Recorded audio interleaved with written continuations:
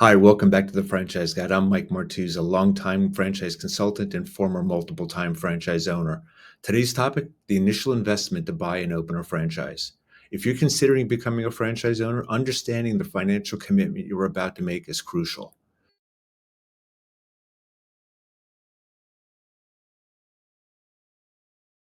The initial investment is comprised of three main components: the franchise fee, startup costs, and working capital. Let's dive further into each of these. First up, the franchise fee.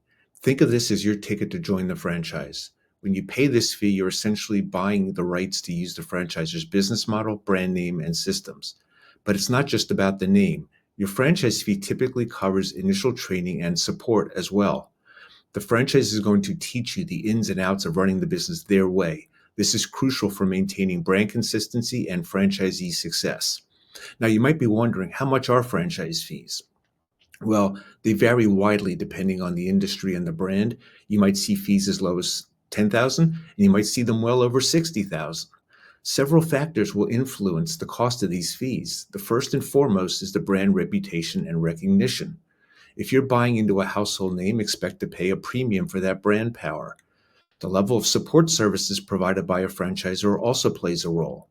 Some franchisors offer extensive training programs, marketing support, and ongoing consultations. These services will drive up the cost of the franchise fee, but they're also invaluable as you start your business. Lastly, consider the territory size and any exclusivity rights you're getting. If you're granted a large territory or exclusive rights to operate in a certain area, that's going to be reflected in the fee as well. Let's move on to startup costs. And let's start with real estate. Now, whether you're leasing or buying, securing a location for your business is often one of the biggest expenses you'll face if you're considering a franchise that requires a storefront. Think retail or food or things like that. Remember, for a retail or storefront franchise, location can make or break your business. A prime spot in a high traffic area might cost more upfront, but it could pay off in terms of customer access and viability later on. Don't forget about renovation or build-out expenses. Many franchisors have specific requirements for how their locations should look, and bringing a space up to those standards can be costly. Now, for a services type franchise, one where the business goes to see the customer as opposed to the customer coming to your location, this is far less important and can be much less costly since you don't have a storefront to build out. Painting and house cleaning franchises are just two examples of services type businesses. Next, you'll need to outfit your business with all the equipment you need to service your customers. This could include everything from kitchen appliances for a restaurant franchise to specialized tools for a service-based franchise. You'll also need to stock up on initial inventory. The amount and cost will vary depending on the franchise, but it's crucial to have enough product on hand to meet customer demand from day one. In addition to these major expenses, don't overlook other essential costs like insurance, computers, phones, and other technology you'll need to operate efficiently. Lastly, in the startup category, we have legal and professional fees. It's wise to have a franchise attorney review your agreement before you sign.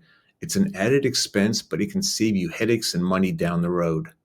You'll also need to budget for business licenses and permits required in your area. These costs vary widely depending on your location and the type of business you're operating. You might want to consider hiring an accountant or business consultant as well. Their expertise can be invaluable as you navigate the financial complexities of starting your franchise. Now, third, let's talk about working capital. This is the money you need to keep your business running smoothly in the early days when expenses might outpace your revenue. Working capital covers things like payroll, utilities, and ongoing inventory purchases. It's essentially your financial cushion that allows you to operate without stress while you're building your customer base. The amount of working capital you need can depend on factors like your industry, location, and how quickly you expect to become profitable. So, how do you figure out how much working capital you need? Well, start by creating a detailed cash flow projections for your first year of operation. This will help you identify potential shortfalls and plan accordingly. Don't forget to account for seasonal fluctuations in your business. If you're running an ice cream franchise, for example, you might need extra working capital to get you through the slower winter months. A good rule of thumb is to have enough working capital to cover at least 3 to 6 months of operating expenses. However, your franchisor might provide more specific guidelines in their franchise disclosure document based on their experience with other franchisees. So, to wrap it up, let's recap the three main components of your initial investment in a franchise: the franchise fee, which buys you into the system, startup costs covering everything to get your business open and ready for the first customer, and finally, working capital, your financial cushion for the early days of operation. Remember, thorough financial planning is key to your success as a franchise owner. Take the time to understand and carefully estimate each component of your initial investment.